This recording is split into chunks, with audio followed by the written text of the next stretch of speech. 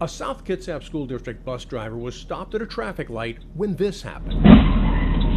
No, no, no!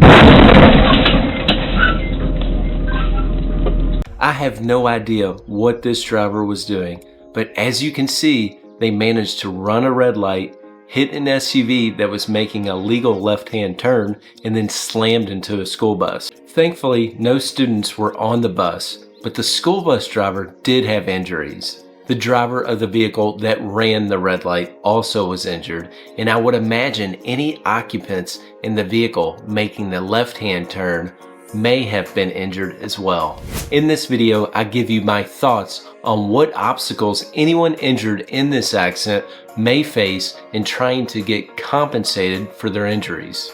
But before I dive into my legal analysis, let me first say that I hope all people involved in this accident are doing okay and make a full recovery. Now, let me start by saying that it seems clear that the driver that ran the red light was clearly liable for this accident. That driver and their insurance company would thus be on the hook to compensate anyone injured in the accident, including any passengers that may have been riding with the at-fault driver, any occupants injured in the SUV, and the injured school bus driver. If I represented any of the injury victims for this incident, one of the first things I would do is investigate any and all insurance that may be available to compensate any client for their injuries. So, did the driver that ran the red light have any insurance? According to a recent study, it was found that around 14% of drivers in the United States are driving vehicles without any automobile liability insurance. So hypothetically, if that at-fault driver in this video did not have any insurance, that would be a huge issue that could prevent any of the injury victims from making any financial recovery from the at-fault driver.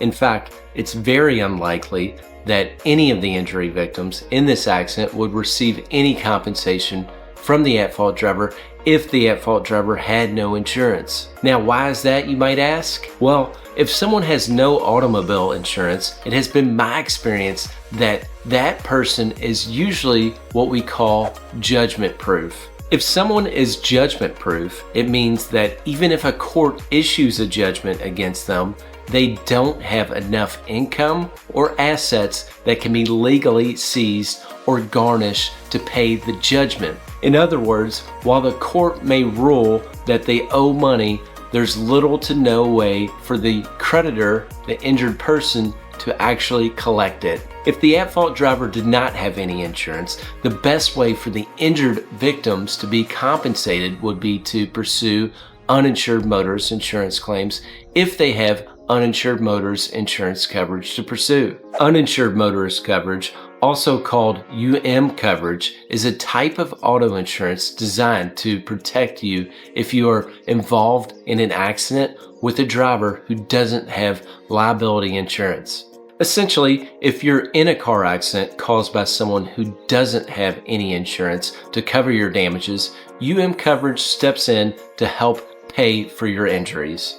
So for the occupants of the SUV in this video, if the SUV was covered by an automobile policy with coverage on it, all occupants within the SUV would be able to file claims under that policy. But also, if any of the occupants owned or had a family member that they lived with own a vehicle with coverage on it, that injury victim may be eligible for coverage under that policy as well. So it's important to track down all insurance policies that may apply if you are involved in an accident like this.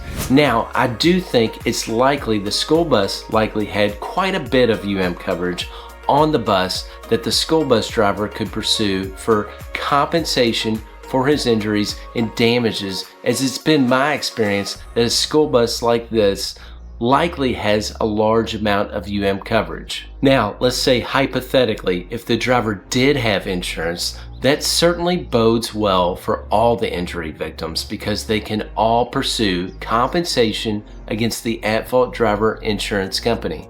However, keep in mind there are several injury victims that could pursue a claim here.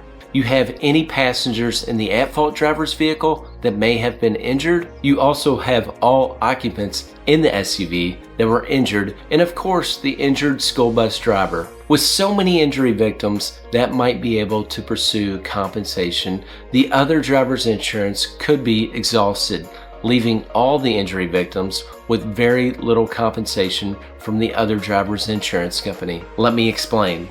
Liability coverage for automobile policies are quoted per person and per accident. The per person limit is the maximum amount your insurance will pay for each person injured in an accident you cause. The per accident limit is the maximum amount your insurance will pay for all injured parties in an accident you cause. So, for example, in Kentucky, the state I practice law in, the minimum limits for liability insurance that everyone on the road must have on their automobile policy is $25,000 per person and $50,000 per accident. So this means if the accident in the video happened in Kentucky and the at-fault driver only had minimum insurance limits required by Kentucky, then the most one injury victim in the accident could receive is $25,000, and the most collectively all injury victims could receive is $50,000. Knowing that this could be an issue, it would be beneficial if all these injury victims had underinsured motorist insurance coverage to pursue in the event the at-fault driver did not have enough insurance to cover all the injury victims' damages. Underinsured motorist insurance coverage is also called UIM insurance. Underinsured motorist coverage is insurance coverage that you can get on your vehicle that kicks in if the other driver has some insurance, but their coverage limits aren't high enough to cover all your damages. It can come in handy if you or a loved one are injured in an accident, and I often see people that either don't have these coverages at all or don't have enough of this. So on that note, I would encourage anyone that owns a vehicle to get as much UM and UIM coverage that they can afford on their automobile insurance policy. The thing is, if you are someone that was recently in a car accident and learned anything in this video, you could definitely learn quite a bit by watching the videos on my channel, especially this one about to pop up right here, where I give you my legal analysis for a real life accident where a school bus crashes into a dump truck. Also, don't forget to subscribe to my channel right here for more helpful videos like this one. Lastly, if you've been injured in Kentucky, remember to don't wait, call Tate.